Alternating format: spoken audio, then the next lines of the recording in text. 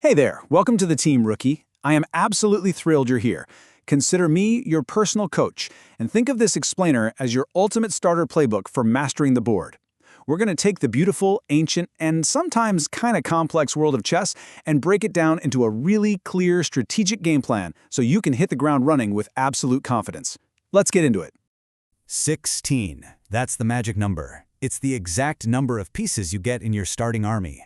See, each player steps onto the battlefield with exactly 16 pieces, just waiting patiently for your command.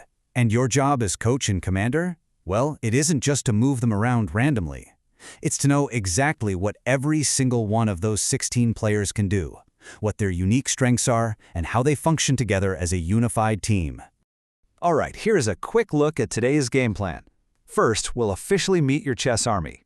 Then we'll zero in on the royals. After that, we're covering distance attackers and close combat, before finally wrapping up with your very first game plan. Starting right off with Section 1, Meet Your Chess Army. Let's see exactly who you're working with on the roster.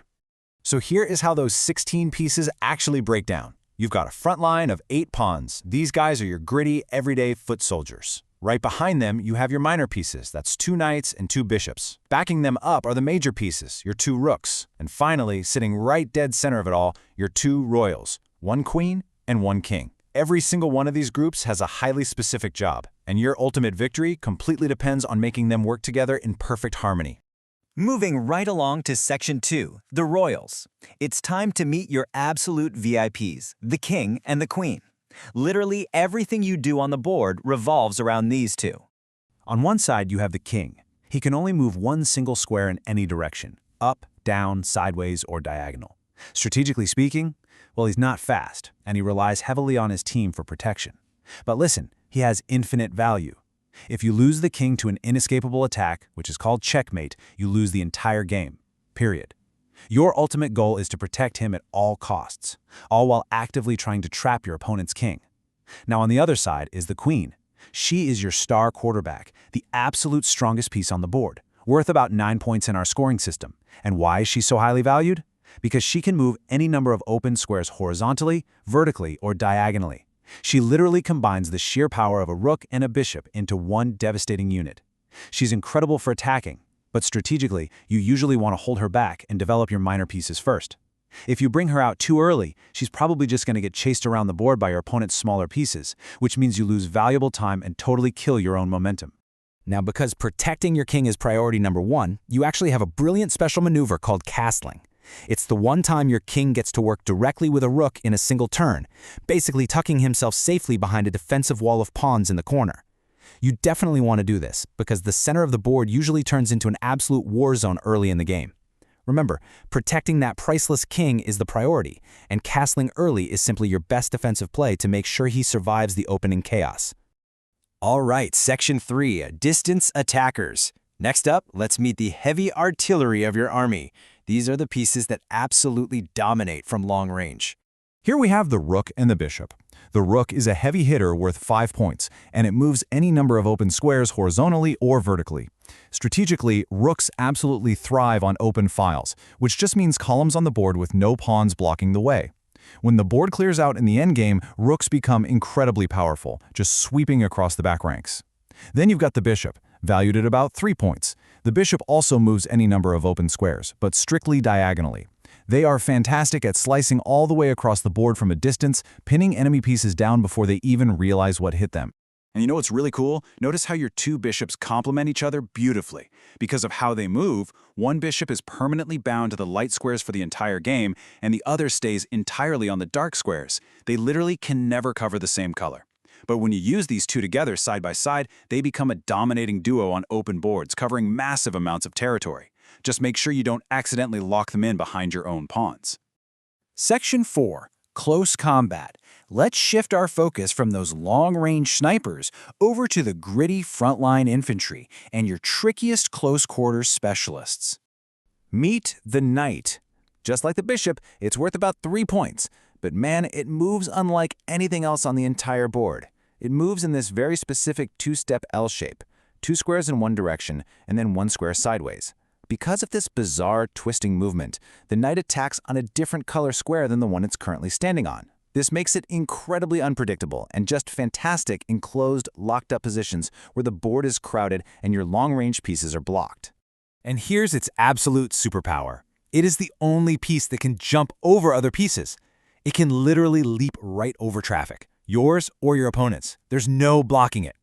This makes the knight perfect for tricky surprise attacks and executing devastating tactical moves called forks. Just imagine dropping your knight right into the enemy camp, where it's suddenly threatening both their king and their queen at the exact same time. Because it attacks in that weird L shape, standard defensive lines just don't apply to it. Finally, we get to the pawns. These are the smallest and most common pieces, worth just 1 point each. A pawn moves strictly forward 1 square at a time, though on its very first move it actually has the option to burst forward 2 squares. But here is the rule that always trips up absolute beginners. Yes, they move straight forward, but they only capture diagonally. They cannot attack what is directly in front of them. Strategically, pawns are vital because they basically dictate the entire landscape of the board. Building a strong pawn structure controls space and chokes out your opponent. They act as both your unbreakable defensive wall and your aggressive battering ram. Okay, so your pawns actually have this sneaky, specialized capture rule known as en passant, which just translates to in passing. Here is how it works in plain terms. If your opponent uses their first move double jump to rush their pawn to land right next to your pawn, side by side, well, they don't just get to escape. On your very next turn, you can capture that pawn diagonally, right behind it, exactly as if it had only moved 1 single square. It is a brilliant little trick to keep in your back pocket. But hands down, the single most amazing rule for your infantry is promotion. If your tiny 1-point pawn somehow survives the battlefield and marches all the way across the board to the last rank, it gets a massive upgrade. It can instantly transform into a queen, a rook, a bishop, or a knight. Suddenly, that little pawn becomes a game-winning threat, putting immense psychological and tactical pressure on your opponent in the endgame. Section 5. Your first game plan. All right, team, bring it in for a huddle. You know your pieces. You know exactly how they move and why they matter. Let's review the final stats and lay out your beginner game plan so you can hit the board with total confidence. So, the absolutely crucial point here is knowing this scoreboard. Let's lock these approximate piece values into our brains right now. Pawns are 1. Knights and bishops are 3. Rooks are 5. The queen is a massive 9 points. And the king? Well, he's absolutely priceless. Understanding this math is your internal strategic compass. It ensures you never make a bad trade. You never ever want to hand over your powerful 9-point queen just to capture a 3-point minor piece like a knight. And similarly, you don't want to trade your 5-point rook for a 3-point bishop. That's what chess players call losing the exchange. Always calculate the points before you strike, and let these numbers guide your attacks.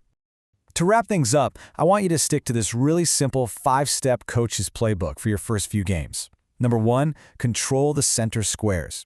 Whoever owns the middle of the board dictates the game, because pieces in the center have maximum mobility. Think of it exactly like taking the high ground. Number 2, develop your knights and bishops early. Get them off the back rank and into the fight to control that center space. Number 3, castle your king for safety. Tuck him away quickly before the center of the board completely blows up. Number 4, don't bring the queen out too early. Let your minor pieces do the early scouting and fighting so your star player doesn't get trapped. And number 5, always protect your pieces. Don't leave them hanging out there without backup. Just make sure every piece you move is guarded by another teammate. You have the roster, you understand the math, you've got the playbook right in your hand. You know, every single grandmaster in the world started with exactly this same knowledge, looking at those exact same 16 pieces on the board. The only question now is what kind of commander will you be when you make your first move? Get out there and command your army to victory. You got this.